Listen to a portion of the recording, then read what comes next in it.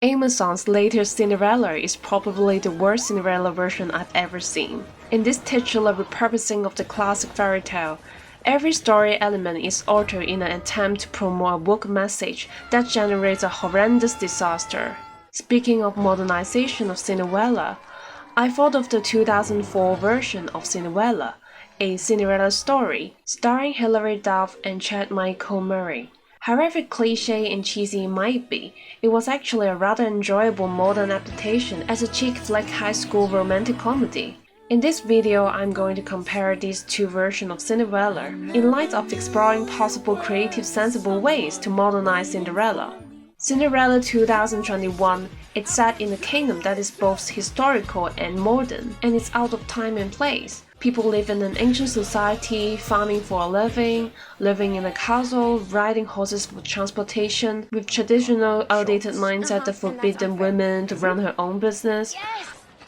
Us ladies give birth. We run households. Surely we can run a business. But occasionally wearing modern costume, acting with contemporary out-of-ordinary behavior, saying jazz, and embracing a variety of cultures without discrimination. That's what happened when the movie wants to include 21st century modern diverse cultures, but at the same time force an old simplified notion of feminism not applicable to 21st century to sell woke message. According to Linda Hudson, film editors build on a hyper-correct historical material realism to usher in a host of anachronistic ideological correction of novels. Quite inconsistently, while adaptations pursue a hyper-fidelity to 19th century material culture, they reject and correct Victorian psychology, ethics, and politics. When filmmakers set modern political correct views against historical correct backdrops, the effect is to authorize these modern ideologies as historically authentic. Most women have freedom of labor today, representing the lack of women's rights of 19th century in a semi-modern film only scratches the surface of feminist problem and results in deviation from reality. You can't mash two different sets of opposed ideologies into one setting without ruining the logic of the story, which lies in the very heart of its time and space. A girl who isn't even lectured to behave like a fair lady is forced to marry like a good lady should be. A girl who is supposed to have limited opportunity to pursue a career is invited to be a queen's personal fashion designer in an instant. It's a joke to gain success so easily in an ancient society setting, when real historical women figures struggle for their whole life to gain a place on the earth. Either follow the approach of Bridgerton, use a traditional period drama cultural setting, wear historical accurate costumes, characters behave like European nobles. In this way, they can keep the traditional patriarchy notion of women cannot having a career, and still use a colorblind casting approach at the same time.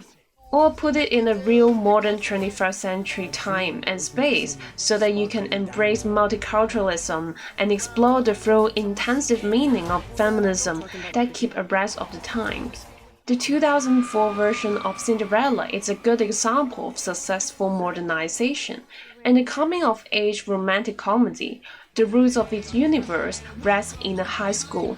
Story elements and character development are well adapted to coherently blend into the generic small-town high school setting with early 2000s technology.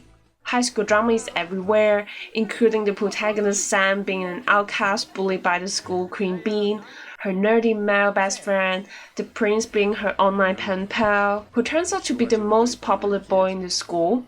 Her mobile phone becomes the glass slippers for identifying her. The main goal of Sam is to get into Princeton University, but is obstructed by her wicked stepmother. Focusing on the high school genre, this adaptation cleverly erased the magical aspect of the fairy tale, otherwise there would be too much element going on.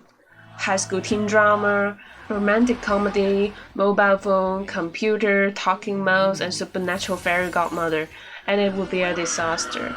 For a G-rated film released in early 2000, despite not having a widely inclusive racial and gender representation, it embraces a feminist approach by exploring identity struggle. The heroine Sam has her own college dream and gets back her inheritance with the aid of her colleague who is like a godmother to her. The Prince Austen secretly has a writer dream, but is pressured by his father to play football. We could interpret it as a patriarchy parental control which he eventually breaks free to pursue his own path. Cinderella is an archetype folktale with thousands of variations throughout the world. It's a story that can happen in many different cultures, yet most of us probably read and remembered the European versions the most as a child. So even though there isn't one single source test for adaptation, we still have a general impression and expectation out of how the Cinderella story should be. Gnome adaptation obviously functions similar to genres. They set up audience expectations for a set of norms that guide our encounter with the adapting work we're experiencing. Although one shouldn't judge the quality of an adaptation with the measures of fidelity to the source material, any sort of modification, whatever the intention may be, shouldn't neglect the basic narrative of the story. The changes of the 2021